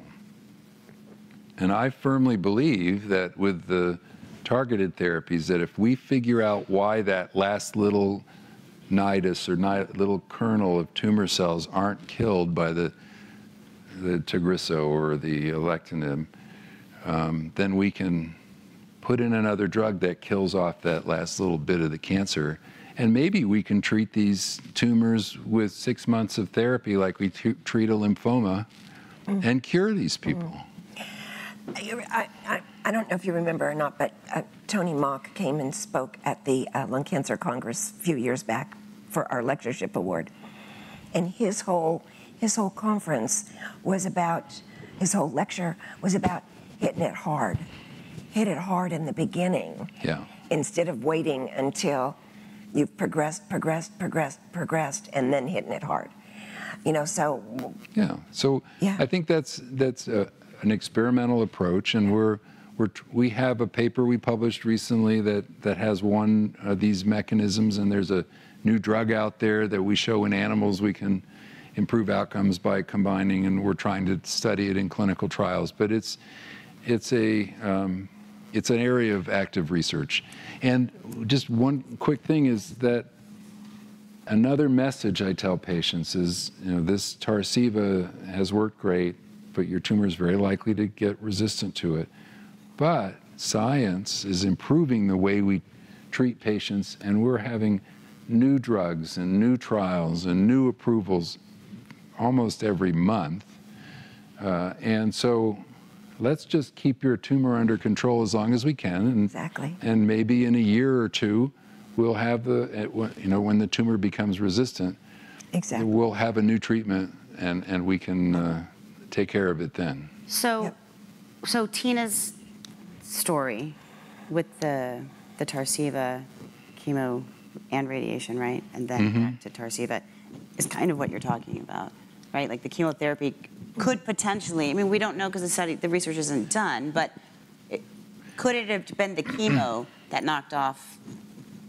Oh, I definitely think so. And actually, it's not what I'm thinking, because it was very likely that you probably should have gotten the chemo and radiation first and not spent X months on targeted therapy. And I find that's a big problem in cancer care today. Is we also heard this in other people, that people will start chemotherapy before they get the genetic result back. And that is a giant mistake, because every study has shown that if you have a driver mutation, outcomes are better if you start with the driver-targeted therapy. And doctors they just say, oh, well, we need to start chemo right away. And then after a couple of months of chemo, then they say, oh, we have an EGFR mutation. And then they switch over. That's really not optimal therapy. Right. The optimal way to treat advanced lung cancer is to do the genetics, understand what's driving your cancer, and pick the best treatment first. Right. Right. So then my second, go ahead, Nancy. Just grab a mic. Sorry, thank you. But what if your testing didn't show anything? Well, and that's another point that it has come up in these conferences before. Testing is not testing is not testing. There are at least 8 different gene abnormalities that have specific targeted therapies that work for that mutation. The vast majority of patients in the United States get 1 or 2 or 3. And so a lot of patients have missed, are never tested for some of these mutations. So I think it's important that oncologists do a comprehensive panel that tests for all of them. Now, there are people that don't have drivers. That's true. I had the testing done at Stanford. The oncologist referred me to someone that just does that. And she said they did 56. And then she says there's going to be a few more in a couple years. So if I was around in a couple years to come back and do it again. Yeah. But at the point, there was nothing. We're discovering new ones all the time. There's just one that was reported called track fusions, which is not on most panels. And there is some point to retesting. Though you had small cell lung cancer, right? Correct. Yeah, the mutation pattern in small cell is usually quite different than in non-small cell. And really the only gene testing that may be of use in small cell from recent clinical trials is a DLL3 test. Okay. There are clinical trials now with engineered T cells and some things called bispecific antibodies or antibody drug conjugates where the T cells or the drugs are targeted to the tumor if they express this DLL3 protein. And very often we find out when we're talking to a patient and we ask always, have you had the genomic testing? And they say yes. And then we ask them to see the test and discover they've only been tested for maybe two markers.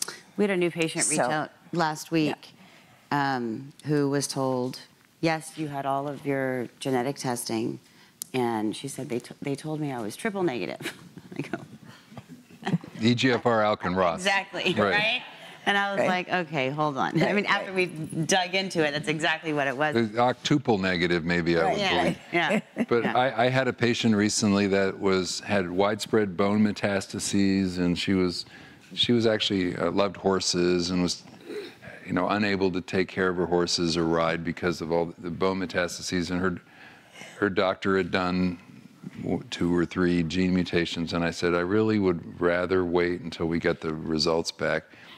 Her doctor wanted to start her on chemo immunotherapy, but we found a RET fusion in her tumor, and there's a great new drug for RET fusions that we got for her on a clinical trial, and within 2 days she was pain-free on that drug. Yeah. And it's just remarkable. No chemo side effects on an oral pill, pain-free in 2 days. Yeah.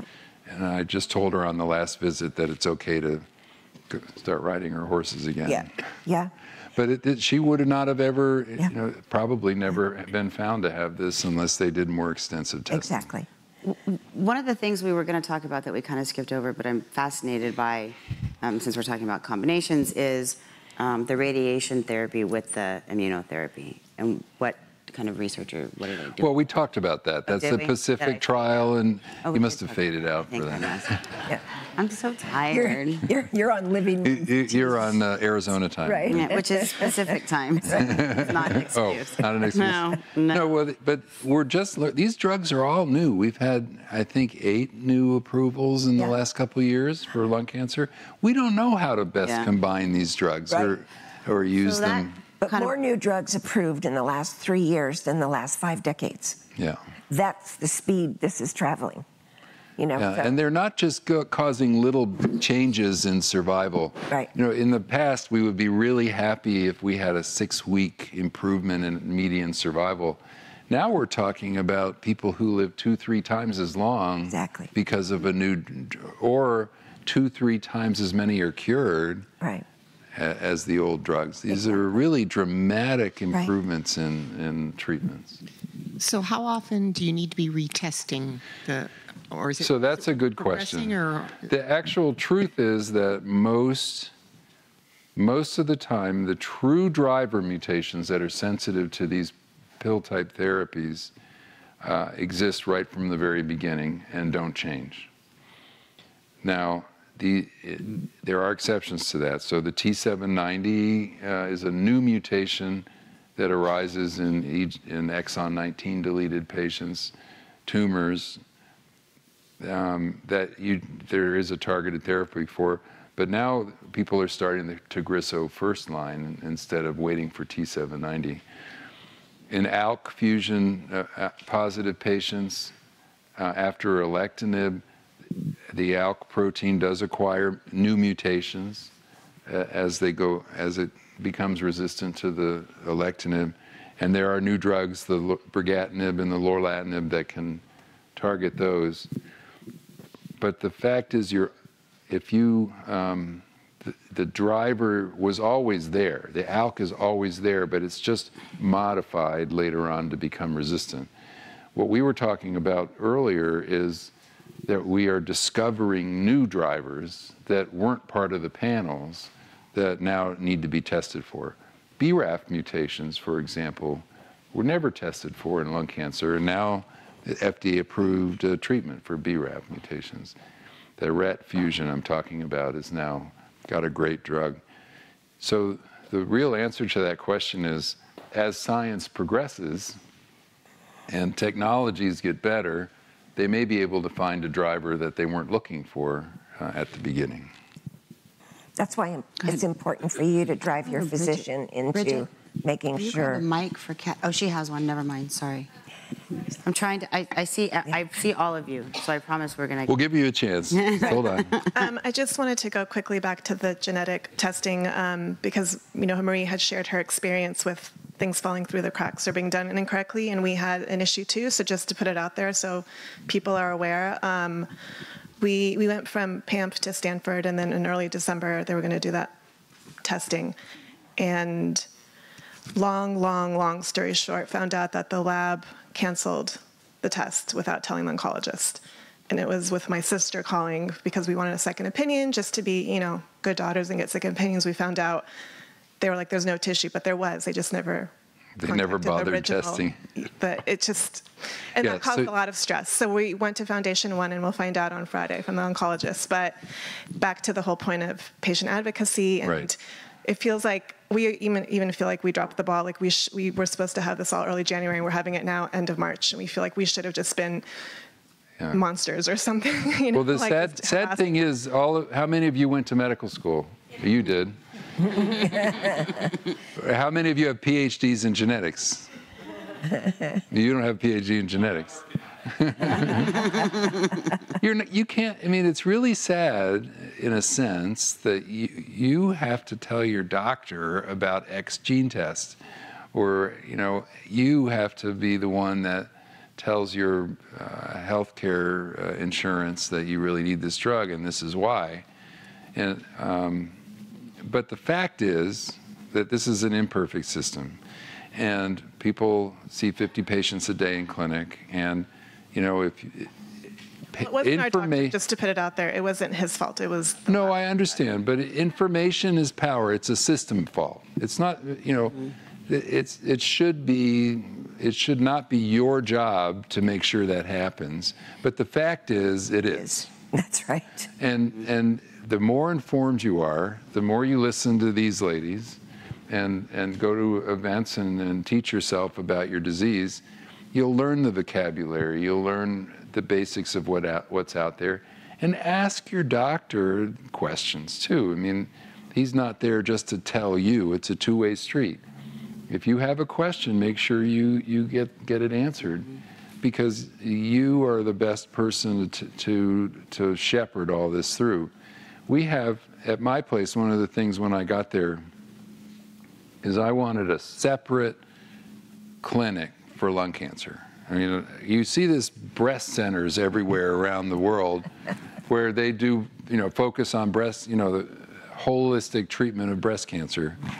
But, how often do you find a lung cancer center where all they do is lung cancer in the whole clinic? So I got a whole floor of our hospital, and I said, this is the thoracic center, and we have surgeons, pulmonary, radiation, medical oncologists. We have our own infusion center. We have our own chemo pharmacy, and we have our own team of nurses and people that will do things like chase insurance companies and get peer-to-peer calls and get these things done because they understand the disease. And so it kind of emphasizes the role of a second opinion. Mm-hmm. Your local doctor may be a super smart, super nice guy, but it's really impossible for a general oncologist to stay up to date on everything that's going on in lung cancer or breast cancer or colon cancer. So it doesn't hurt to get a second opinion and find out that this test was missed, or there's a new drug that just was reported at a meeting that your doctor may not have gone to that could make all the difference. And it's really sad when I make these peer-to-peer calls for my patients. You know, the doctor from the insurance company that's supposed to be my peer, right, is a pediatric infectious disease doctor or something. They don't know anything about lung cancer. Exactly. And you have to be nice. and inform them how they should respond to this request. I always tell patients, consider how you would be behaving if this was your child. And you would be behaving completely different. You wouldn't be afraid of hurting your physician's feelings. And I guarantee you that a physician is not going to be mad at you and hold it against you if you tell he or she that you'd like a second opinion. And if they do, you are really in the wrong place. Right. Sorry. I have a really horrible story about that, and I'm just gonna digress for like 10 seconds, and then I promise we're coming right here. Okay. Because I was horrified, and I didn't know this was a thing, and I hope it's not, but when we're talking about systems being broken, it was about a patient who was originally being seen down at UC San Diego. She moved out to Palm Desert. She's a single mom. I think she was in her late 30s when she was diagnosed. She progressed. She found She didn't progress. The cancer progressed. Sorry. Right. Thank you. Thank you. No, solid advice. She's not a bad girl. No, so she found a cancer center down in Palm Desert somewhere. Anyway, she went for a second opinion, came back with her second opinion to the doc in Palm Desert, who basically fired her and then banned her from seeing any other medical oncologist within. It happens. People can do that? Sure. I was horrified. And that's a doctor you really need to switch from. Right, exactly. Well, she doesn't have a choice. Right. Fired her. It's just terrible. No, but really, there are doctors that, or what they'll say is, oh, sure, it's fine to have a second opinion. I'm going to give you a dose of chemo before you go, just, because I can. Yeah. And I have it on the shelf here. And I'll make a boat payment from giving you the chemo. Yeah. And then you see the patient and you say, I have this great clinical trial for you, but you're not eligible because you got a dose of chemo. Right. Right. And so it's a way of keeping that patient in your system and not having them eligible for clinical trials because they just got that dose on the way out the door. Yep.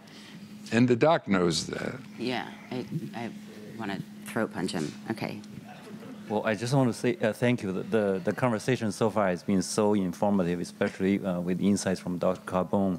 I have a question in terms of how do we actually allow or get the doctors to give, I guess, better tests to the patients. Like, for example, we had to pretty much argue for ourselves or for her. Yeah, I heard that story. That's pretty remarkable. And to get tested, both liquid biopsy and also tissue biopsy, and also through with more genes in a panel. But it was not easy. I mean, it was not something that the doctor would say, oh, we'll just do this for you. So it went from 3 gene tests to 4 gene, and finally to about 100 gene. And we know there's better panels out there.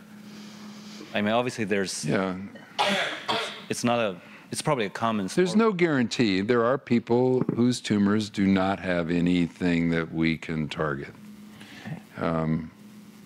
But you should have at least the ones that are mentioned in the NCCN guidelines, the National Comprehensive Cancer Network. And this is an online resource. It tells you a list of genes that are, and then even that's not complete. So the second opinion space is a perfect, if you go to an academic medical center to a lung cancer specialist and say, is this testing adequate or not? Now, the fact is that if your tumor has a KRAS G12C mutation, it's highly unlikely to have another driver. It's very rare for it to have an ALK fusion and a K12 or an EGFR and a codon 12. But you know, informing yourself about what genes should be tested for and insisting on it is very important, and that's part of that advocacy thing. Yeah. And I want to just touch on the blood biopsy thing a little bit. So historically, the gene analyses were done by taking a little piece of tumor tissue and then extracting DNA and doing the sequencing on that. But it has been found, and Stanford actually has been one of the leaders in studying the circulating DNA. Who was the one that was getting the circulating DNA analysis? Yeah. With Max Dean there is the guy that really is pushing that. But the fact is that the circulating DNA analysis does sometimes detect mutations, but it only detects it about 2/3 of the time. Even if there's truly a mutation in the tumor, and it's metastatic disease, you detect it about 2/3 of the time. If it's small volume disease or if it's in the brain only, it's less than that. And I find very often docs will do a blood test, it'll be negative, and they'll just go on to chemo.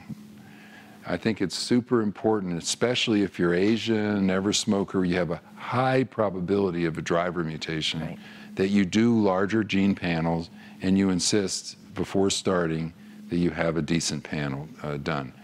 You know, Foundation is an excellent panel and generally correct, though I've had them be incorrect as well. And I've had patients who have a negative analysis, and then the tumor grows a little bit and you can get a better quality biopsy. And then I'm thinking of a patient of mine that had a negative 50 gene analysis at MD Anderson, and then we re-biopsied it a few months later and did it ourselves, and she had an ALK fusion. And she had a fantastic response to alectinib, and including complete resolution of brain mets.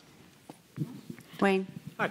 So what do you think should be the best practice regarding biopsies and genetic testings? For example, my wife, when she took her biopsy that was available at diagnosis was sent to Foundation and At PAM. At PAM, and it came back negative, right? They couldn't find anything. But that's what they did. And then so she proceeded to chemoradiation. Yeah. So it wasn't until 9 months later at progression Several times biopsied and nothing come of it. And then they sent out some of the biopsy to other hospitals and didn't have enough tissue. Yeah. They said, and the first biopsy actually said that they didn't have enough tissue. Is what the problem was that there's not enough tissue. Yeah. But how could that possibly be? How could you not get enough tissue? You have a 1 pound tumor. How is that possible? And well, it's a long discussion. It could be 3 hours in itself. Yeah. But the bottom line is, not only is lung cancer different from breast cancer, but everyone's lung cancer is different from everyone else's lung cancer. And it's really difficult to say specifically what the issues are in every case until you really get all the information from the case together. But the fact is that I've been in practice of lung cancer treatment for about 30 years now. And over time, we were getting very smug and proud of ourselves by doing smaller and smaller biopsies to get a diagnosis. The reason being that everybody was treated the same, and it didn't matter anything beyond, oh yeah, there's one cancer cell there, it's cancer. We give them all, morphine and send them home. But the fact is now, it is so important to have tissue for doing DLL3 testing or PDL1 testing or genetic testing. Extra chunks while you're there. Yeah, and the fact is that especially in the community hospital, the small hospital settings, they'll take a patient that has a giant, metastases in the liver and a lung mass, and they'll say, oh, it looks like lung cancer. So they send them to a pulmonologist. And it's the old adage, if you have a hammer, everything looks like a nail. The pulmonologist knows how to do bronchoscopies, so they'll get a skinny needle biopsy of the 3-centimeter mass in the lung when they could have gotten 5 grams of tissue from the liver by a simple percutaneous liver biopsy. And the problem is a lot of the biopsies being done in this country are being done for diagnosis, and then whoever does the diagnosis just passes it on to the medical oncologist. And then when they see the medical oncologist, there's not enough tissue. So you're faced with a situation now, the patient learned they had cancer 3 weeks before. The oncologist says, we really need to know what the EGFR status is. It's not enough tissue. So then the oncologist is in the position of telling the patient, we can't, we could just pick a treatment off the shelf, but it's better to pick the right treatment than the convenient one. And so we have to do another biopsy, schedule another biopsy, wait for the results to come back, and they may be negative. They did was just give me radiation, and then I was... Right. So, every case is different, like I said, but too often the initial biopsies are inadequate. If you suspect lung cancer, you should do an adequate biopsy. And at our system, I've really beaten that into our pulmonologists and our surgeons and everybody, and interventional radiologists. We get, 5 cores from biopsies from everybody. And the number that are inadequate for genetics are really probably 5% of the time. And so I think that it's not just the oncologists that need education, but the people doing the biopsies need education as well in getting better biopsies. And sometimes they're hard to get. But I think it's super important that you get a good biopsy and you're a not result. done, Wayne. Okay, we learned that there are I gotta actually go here next. 3 different foundation tests, and of different sensitivity, and because our second foundation came back, but it was not definitive, and so the oncologist said, well, we sent off another sample later at our request, and he said, well, we'll send it with the good stuff. It's like, why don't No, so first of all, I'm not going to endorse any company. Right. The foundation is just one product. There are Caris tests, there's other companies, and my institution does its own next-gen sequencing. So, the only thing that's important to know is that this is complicated stuff. That this DNA testing is highly sophisticated, that there's different ways of looking at it, and just because one test is negative doesn't mean it's truly negative all the time.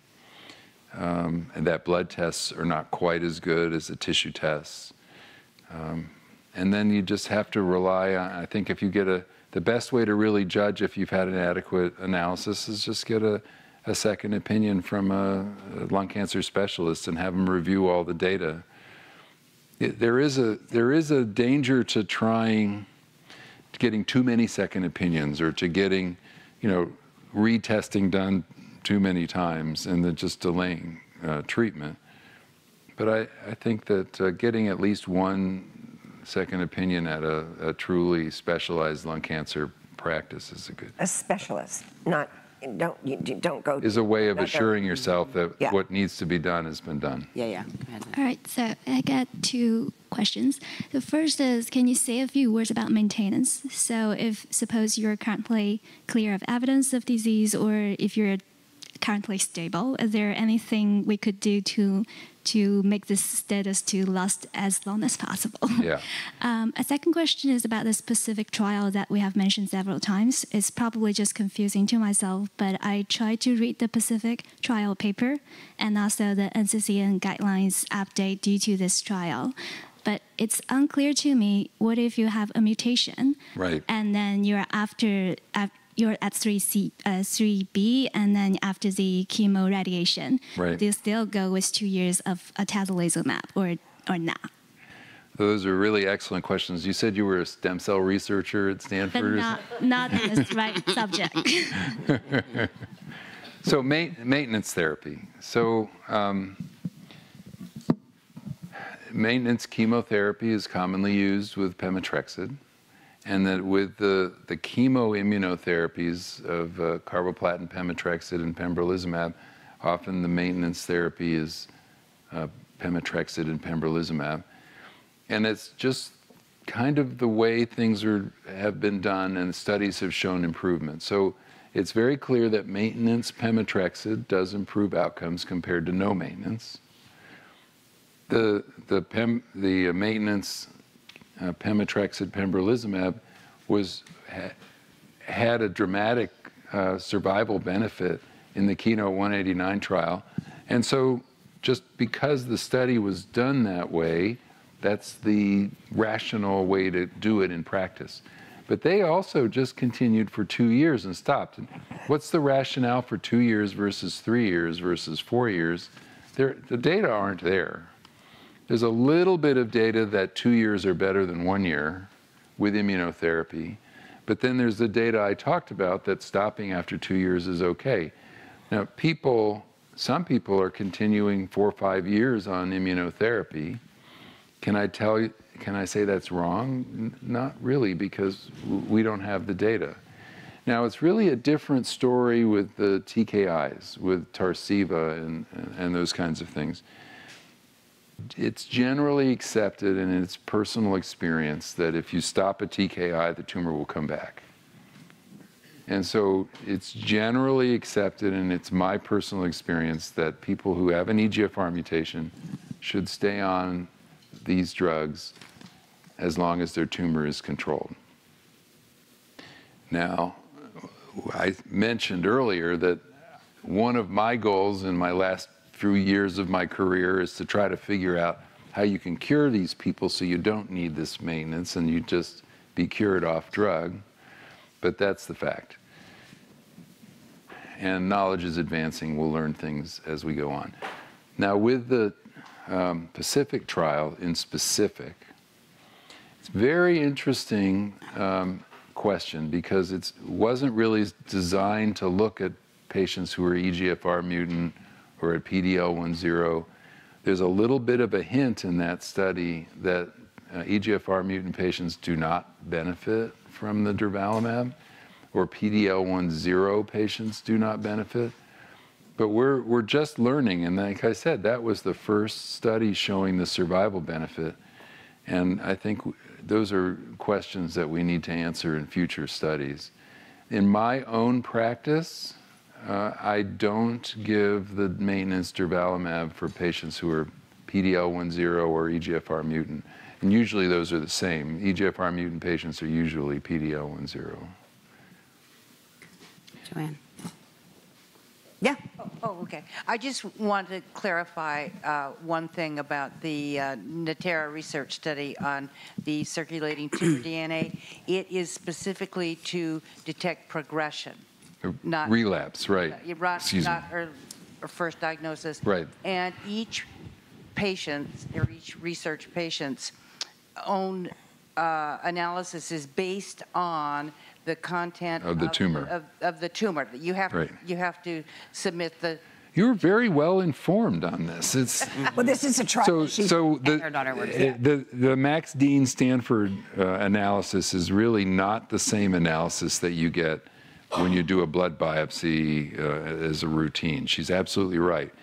They do, after tumor resection, they analyze the gene mutations, and then they look specifically for your mutations in your bloodstream. When you're doing a blood DNA test on the average patient newly diagnosed, I just told you there's no average patient, right? Everybody's different. But when you have a new patient with metastatic disease and you do a blood biopsy, they don't know what the mutations are ahead of time, so they're just surveying things. And it turns out that it's much more sensitive if you know what you're looking for than if you don't. And so in that case, what happens is they look for the recurrence of those specific mutations in the bloodstream after surgery, and that's highly correlated with the tumor coming back. That's a different use of the circulating tumor DNA. You're exactly right. As much as I'd love to continue, do you hear it? We've run out of time. Yeah, we have run out of time, and I want to make sure to get all my thank yous in, especially to Dr. Carbone for coming all the way out here from Ohio to have a sit down with us tonight. So big thank you to Dr. Carbone. Thank you. Thank you all for coming. I'm going to just really quickly go over a couple of housekeeping items. Our next living room, if anybody wants to sign in, it's a regional living room so it's a remote for you guys. will be in Dallas, Texas, next Tuesday, so a week from today. Dr. David Mason from Baylor, Dr. Haskell Kirkpatrick from Presby, and Dr. David Gerber from UT Southwestern will be our speakers on that panel out there. So sign in if you can. Our Sacramento 5K, March 30th, it's coming up. So anybody who wants to come and participate, you don't have to run, I promise, but it's a really fun event. So that's on March 30th. Our Dallas, Texas one. there. For anybody who's watching from Texas, we'll be back out in Texas on April 13th for that 5K. So if you're watching from Texas and you want to come out, or if you guys in the room know anybody from Texas, send them on our way. And that same day, April 13th, we'll have another 5K walk run in Memphis, Tennessee.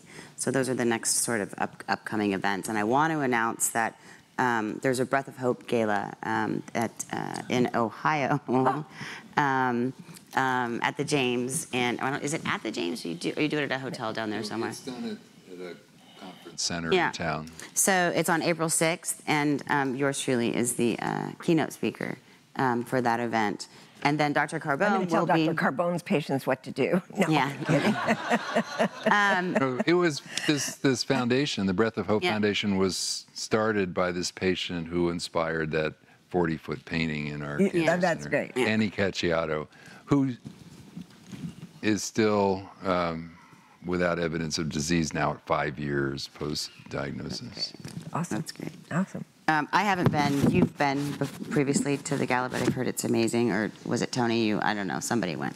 But I've heard it's an amazing night, so you guys are going to have a good time. It is. And then Dr. Carbone's also, I know a lot of you have expressed interest and or have been in the past to the advocacy summit that the Lung Cancer Alliance puts on, and that's in July, and Dr. Carbone will be there speaking at that too. So keep an eye out.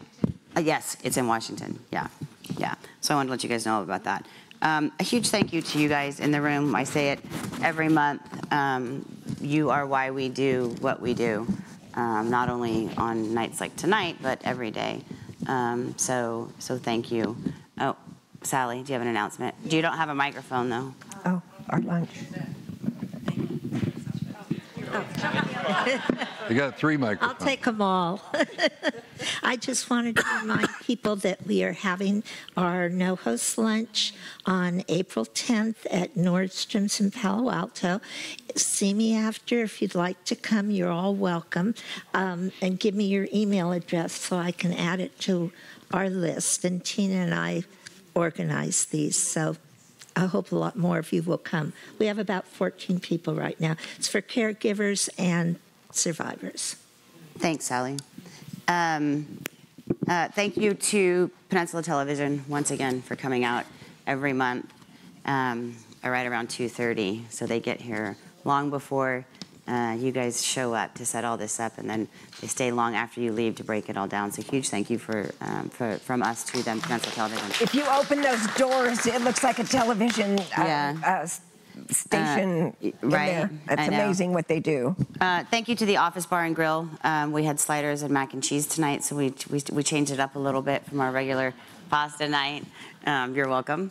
And then, of course, a huge thank you to all of our sponsors. Without their support, we wouldn't be able to bring this to you. So Bristol Myers Squibb, Lilly, Novartis, Genentech, Merck, Astellas, Celgene, Tesaro, Takeda, Medtronic, Boehringer Ingelheim, AstraZeneca, and AbbVie. Huge thank you to them for supporting and believing in this program. I believe there is dessert on the dessert table, so everybody please enjoy. And I'll see you next month, if not before.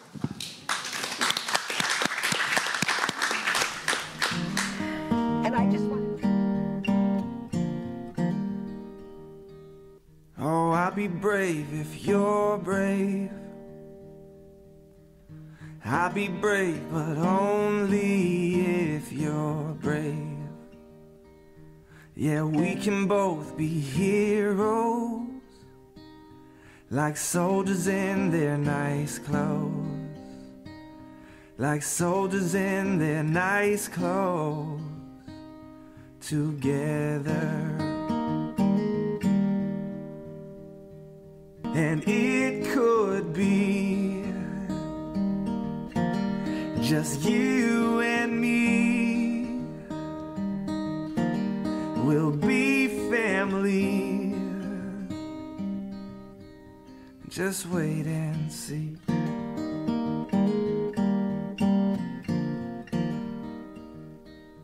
So I will fight if you'll fight. Yeah, I will fight, but only if you'll fight. Oh, we can make it through this like sailors in a tempest. Like sailors in a tempest together. And it could be just you and me. We'll be family. Just wait and see. So I'll be brave if you're brave. I'll be brave, but only if you're